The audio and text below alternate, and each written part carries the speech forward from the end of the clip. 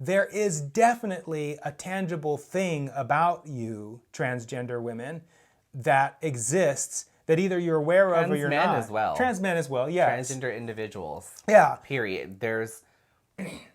We are special. Yes. We are special. There is something unique within our energy field, within the magic that we carry as people. The Transamorous Network. And we're back. So one of the other changes that we're doing this season is we're getting out into the community more than we were last time. Over the last 3 years or so, probably you were more in the community than I was. I was hardly ever in the community. And so I'm thinking that we are able to find better guests and we're able to learn more about what's happening and share about what's happening if we're in the community more. And the last couple of years, the deepest in the community we got was going to the parades. But this year, we're going to be expanding that. So you may have seen on the Transamorous Network that we participated in an event up in Olympia. Yes. Earlier this year. Olympia, Washington. Olympia, Washington, thank you. It was a sexual health and education fair, and we did a little movie about that and produced it on the Transamorous Network. And by the way, we're going to be coming out with more movie-type things for the show. So yes. We have lots of entertaining stuff for you. But also, and then of course, I just mentioned in the previous segment that I'm being a part of the Minority Veterans of America. So that's going to give us more exposure into the community, at least regionally.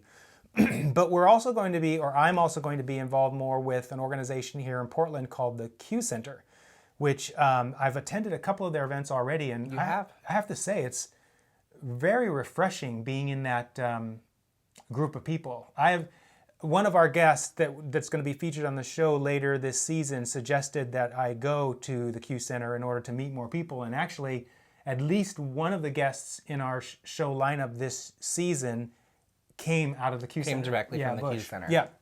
And so, I got her name right. And so, we're going to be participating more in the community, including participating in the Pride Festival and the Transgender Pride Parade. Pride Parade, which is the day before the actual parade. The Gay Pride Parade. Gay Pride Parade, yep. We're participating in that.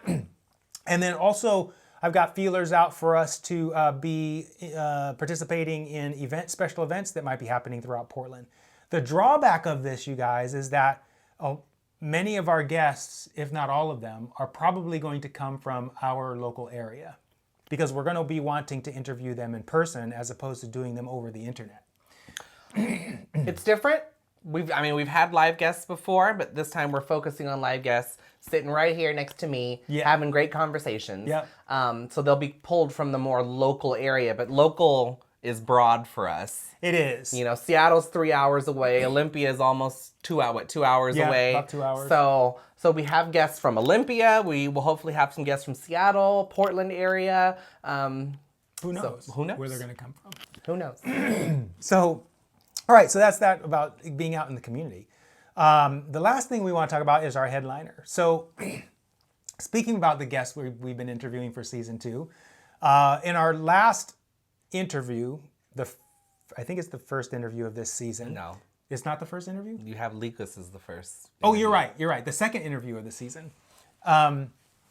We were preparing for the interview, and the person that we were interviewing was really curious about Remy and I. And so she was asking us some questions. And one of the questions that she asked led to a conversation that is going to be the topic of our headliner today. And that is, why are trans-attracted men, I'm just making this up, attracted to transgender women? And her issue was she doesn't want to date somebody who only likes trans women. Correct. Because she finds that to fall under the chaser category in her mind. Correct. Now, like we said in the previous segment, the transgender community, maybe you don't know, so I'm going to say it this way. The transgender community is highly diverse, not just in the way it represents itself, but in the opinions and the stories it tells. And so while you may be sitting in the comfort of your home agreeing with what Remy said, this guest said, that she doesn't want to date a man who wants to date her because she's transgender. There are other transgender people who don't feel that way. Right. There are transgender people who would love to meet a man who'd be willing to date her or be with her because she's transgender. And there, we know, because we've interviewed them, there are men out there. So this falls into the category of don't lose heart. There's someone out there for everyone. Right. There are men out there who want to date trans women because they're women, right? Right. They're not exclusive. They'll date cis women and they'll date transgender women. They'll date anybody. Well, not any. You know what I mean? Right. Yeah. And then there are also trans attracted men, to be honest, like myself, who prefer to date transgender women. And in this conversation we were having with this guest, she initially was resistant to me saying that I was exclusively interested in dating transgender women. Right. And then I tried to explain and I flubbed it up. And then Remy spoke on my behalf and Did what I could. and she got As I always do. Yes. And she got it. And so we wanted to share a little bit about that a little bit of that conversation. As best as we can remember, best as because we it can was an remember. off-camera conversation Correct. that we had. Correct. And there are trans attracted men who are specifically and solely trans attracted, and it does and don't fall under a chaser category as we would typically label it. And it goes into the conversation we were having before the break that trans women are special. Yes. There is a different energy about us that some men are specifically attracted to. My husband will tell you that he's never met a woman like me, and he wouldn't choose anyone but me. You know, we're just that kind of match. And I know he has the Trans Supportive Brotherhood, which is a Facebook group which men and those who identify in the masculine can join, and they have different discussions. And every once in a while, I get a little preview of some of their discussions. okay. And well, you know, he and I discuss what y'all have been discussing, kind of thing. And one of the issues that he's noticed is that a lot of these guys make it all about the woman and the fact that they're trans. Yeah. And what works for us in our relationship is that our relationship doesn't revolve around the fact that I'm trans. We have so many varied interests that are what make us what we are, but it's the specialness of me that makes me what I am and makes our relationship so wonderful. Yes. You know? And we've interviewed at least one other man who is very much like Jonathan in his opinions that the woman he ended up being, I don't know if they were married, the woman he ended up being with transformed his life in a way that no other woman had. And so much so that he started as, I think he was an oil worker on an oil platform in the ocean. And after meeting Nikki, he ended up becoming an artist. So you couldn't get much different. And he attributed this transmigration from blue collar roughneck to high class artist who sells art to people like Beyonce and other celebrities. He attributes all of that success to his wife, who happens to be transgender. Right. And without her energy and support her energy behind him, and strength and creativity Yes. and all that wonderfulness that makes her who she is. Yes. He wouldn't be the man that he is today. They wouldn't have the family that they have today. They wouldn't have the life That's correct. that they both love. That's correct. Today. That's right. Now, I in the previous segment, I told you about a woman I had dated who introduced me to the Minority Veterans of America. She happens to be trans. And it's funny because I did not expect to meet her when I went up to Seattle. But Lindsay, the founder of the organization, behind the scenes kind of orchestrated her being there. So when she came in the door, I felt the same energy from her and for her that I felt when we dated like 6 or 7 years ago. And it's not, while there is affection there, it's more than that. And Admiration? It's resonance is what I want to say. I think that's the word that I used with our guest at that time we were filming, and she didn't really get it. But there's a resonance that occurs for men like myself that can only be satisfied with a transgender woman. It's not so much because you're transgender, it's because of the energy that transgender embodies. It can be difficult to put into words Yes. because it's not about the words. It's not about the labels. It's not about what's between her legs or not between her legs. I was going to say that, yes. It's about how she carries herself, how she is, how she how she interacts with the world, how she so at Beltane again. So we have this like Friday night, this big circle where we go around, we introduce ourselves, and we have to do something. It could tell a joke, you could sing a song, you can read a poem, you can just tell us a little something about yourselves. And Jonathan, again, had forgot that this was part of the thing.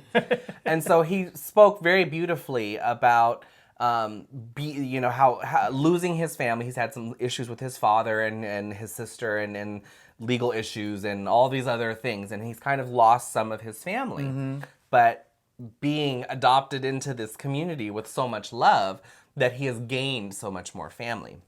And so the comment that was made later on after that was about me and how I was during his conversation. She's like, you were still queen at the time, and boy, did you embody that. She said, you sat there in such grace and with such a smile and so much love just exuding off of you for what he was saying. And it was just a really nice compliment, but it was about the way I was and who I was and how I sat there and how I carried myself. It wasn't about anything else, Yeah, and so it's interesting because there's an aspect of who you are as a trans person, a transgender person, that even you might not be privy to, that people like me perceive. And so I can understand where a transgender woman would hear something like what I'm saying, and from her own stories, right, from your own stories of insecurity, or even not even a negative story, but a story that defines who you are for you, you might not include the possibility of what I see in you, but that doesn't negate what I see in you, right? And so it broadens what you are. And I can tell you for a fact that Janelle, the person I was speaking with, who I was kind of ambushed by that night, was doing nothing different other than being who she was, and I still perceived that resonance. And the resonance was there with the guest that we interviewed several weeks ago. And the resonance is here with Remy. And so there is definitely a tangible thing about you, transgender women, that exists, that either you're aware of or you're not. Trans men as well. Trans men as well, yes. Transgender individuals. Yeah. Period. We are special. Yes. We are special. There is something unique within our energy field, within the magic that we carry as people. And you should honor that and own it and appreciate those that appreciate that within you. Yes. And that I couldn't have said it better. I didn't know I was going to say it that way, but I'm glad I did. I'm glad you did too. And so I get that there are transgender people who will not be able to embody what Remy just said.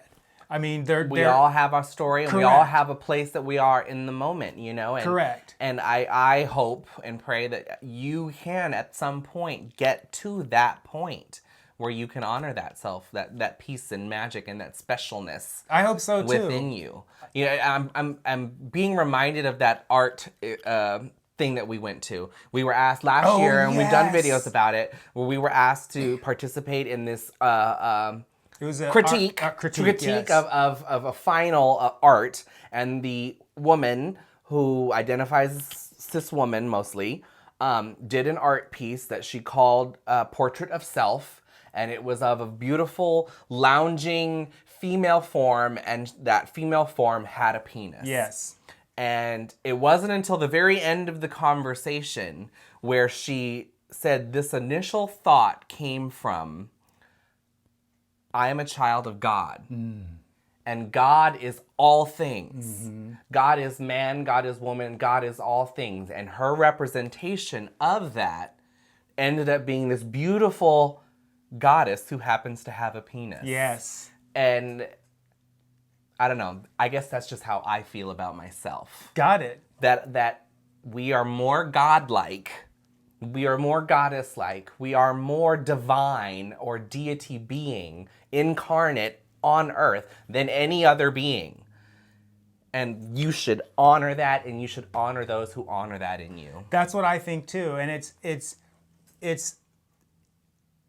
so I'm going to say something that may be triggering, so there's your warning. I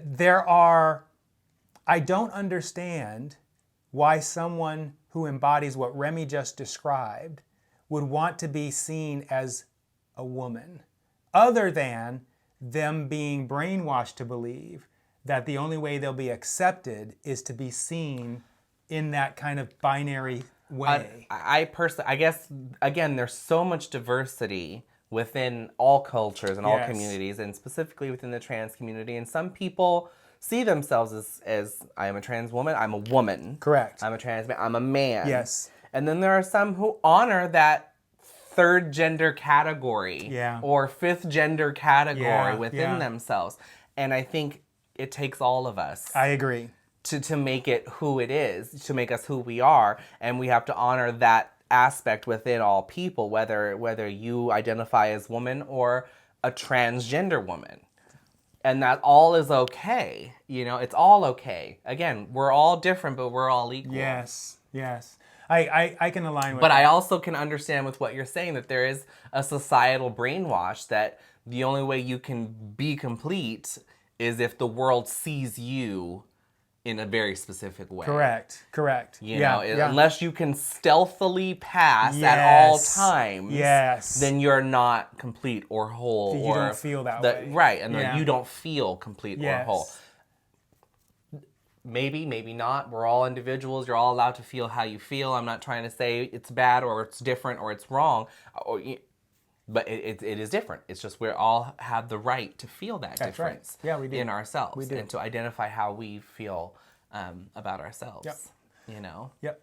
So this is a good time to introduce something that we posted recently online, and I'm going to put an inset of it either up here or maybe down here. These illustrated posting that I did about the trans chaser to transamorous journey, what it looks like. So I did an illustrated series for Instagram that describes the process by which men who are often called chasers in the community, are actually going through a process that could end up them becoming someone who is even more than an ally. Trans supportive, trans ally, transamorous. Person, someone who would love you unconditionally and out in the open. But those men have to start somewhere, and many of them start at what is called the chaser stage. And this illustrated guide that we produced will help you understand when you're out there, for you who are interested in cisgender men who are attracted to trans women, help you understand where a guy is coming from, and then you can decide, based on how this person is behaving, whether or not this person is a match for you. Because we all meet people who match our story at that time. Correct. So if you're meeting guys, who are, portraying aspects that you find to be chaser, that you find to be demeaning, you find objectifying, check your own stories. Yeah, and in a sense, And where are you, and are you the ideal partner that you're hoping to find? yeah, because what Remy is essentially saying, you don't need a guide. Your guide is looking at your world around you, because you do attract that which you are. And if you are meeting insecure men who are embarrassed to be out in public with you, it's 100% because you don't feel 100% secure and sure about who you are in the world. Otherwise, you'd be attracting men, if you did feel that way, if you felt 100% secure about who you were as a transgender person, you would meet men who felt the same way about you. And it's fact. I mean, if you go back and watch my personal journey through all of this, through all of our episodes and everything, I was insecure, and I was meeting men that matched the story I had at the time. And they were all what I considered scum. They were all dirtbags. They only wanted me for parts of my body. They only wanted my body. They didn't want my mind. They didn't want my emotion. They didn't want my time other than in the bed, privately, quietly, with no one looking. Right? And now I'm a married woman, and of course I don't meet those men because I'm not in any place in the world. I'm not online. Right. I'm not in the club. I'm not anywhere trying to meet anybody. Right. So it's proof right there, to me at least, that you meet where you are. Yeah. You meet where you are. Yes. Period. And so you need to check yourself, because your stories create the reality that you are living. Period, point blank. It's true. It's fact. It's hard to accept sometimes. It's hard to accept because it can, yeah, especially if you're in a really dark, negative, down there, really have bad stories, and you got a lot of them swirling around.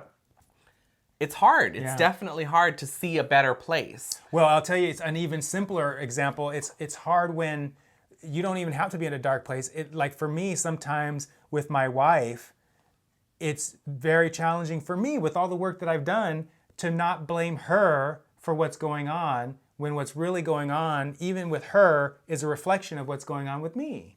And so when she's pissed off at me and I don't think it's justified, I'm ignoring the fact that I'm creating the reality that has my wife showing up in this particular way. And it's interesting because if you can get to the point where you can accept that, like as a reality, it takes as fact, as reality, as fact, then it gives you all the power. It does. Then you can change your story, and over time, it's not going to happen instantly, but over time, sometimes it does. Sometimes That's right. it does. Sometimes it does. Sometimes it does.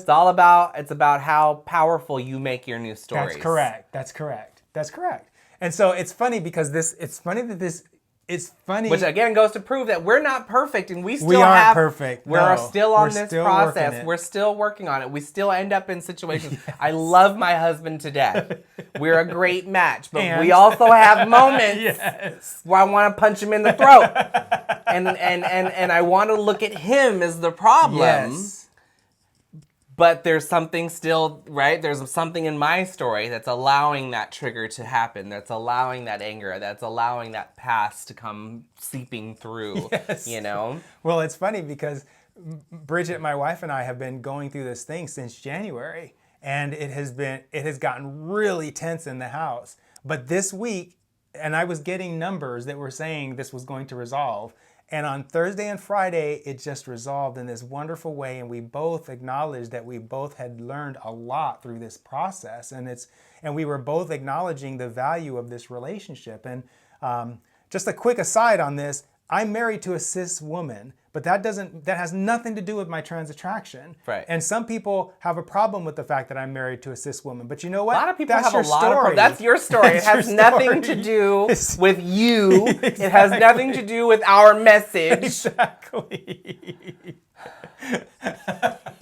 I've ended in a few conversations that have to do with you. I'm like, what the fuck does it matter? What does it matter? They have an understanding, and that's all that matters, because it's none of our fucking business. That's right. Just like I don't want all me and my marital business out there.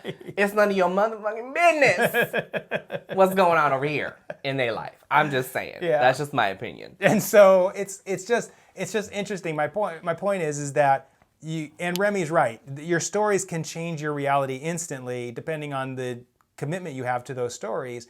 But for me, in this one instance, it took 6 months. And sometimes it does take a long time, and it goes into how deep those stories really are. Yes. And how many layers, and we've talked about this before, how many layers there are to that story. Because a lot of times you think you're dealing with this, and really the root of that is somewhere down here, a few layers and a few stories down. Yeah. And you've got to work your way through that process and smooth out and heal and edit stories all along the way. And sometimes that's completely throwing stories out and starting fresh, or going back to your childhood and healing a wound that you didn't even realize was there. Oh, goodness. Right? Yeah, that's right. We've been there. but it's powerful. It's powerful. It's empowering, and it makes for such a more richer, beautiful, happy, Yes. joyous experience in life. It can be wonderful. Your perspective is the difference. It really is. And I love when something happens and I get to go, see? It's all about your freaking perspective. It's all about the perspective you take. Yeah. Period. Yeah. Right? Life is all about the perspective you take. Is the world happening? Is it happening to you? Or are you happening to the world? You know, you can have a situation with 10 people in a room, and if you ask all those 10 people what just happened, you're going to get 10 different stories. That's right. They're all going to be a little different, Little different. you know? Because if you've ever taken a life drawing art class, you have this nude model in front of you. Everyone's looking at the same And model. everyone's looking at the same model, and they're usually in a circle Yeah. around this person. Yeah. So depending on where you are in the room and how they're posing, you either get an ass shot, or you get a front shot, or you get a shoulder shot, you know? And it's a perfect example to me. It's all about perspective. Yeah, it's all about And it's all perspective. still beautiful. Yeah. Yeah. It's all still beautiful, and your drawing of that moment is nothing but an interpretation that you have made about what you're seeing. Perspective. And with that, we're going to end this show. Thank you so much for watching. We're glad to be back. We're happy being in your house with you in this virtual way. And In your house, on your phone, in the Yeah, car, in your wherever, earbuds, whatever. right, however Yeah. you choose to Yeah, yeah. enjoy us, we're Yeah. enjoying you too. Yeah. So we'll see you. We'll hear you. We'll be with you next time. Feel free to reach out to us at info@transamoروusnetwork.com Or like us, share us, comment on, I don't know if you're going to see us on Facebook, YouTube, podcast, wherever. Share, like, post, let us know your thoughts. Let us know questions you have. If there's something you want us to discuss, we can discuss it. Let's talk. All right, everybody. See you later. Ciao.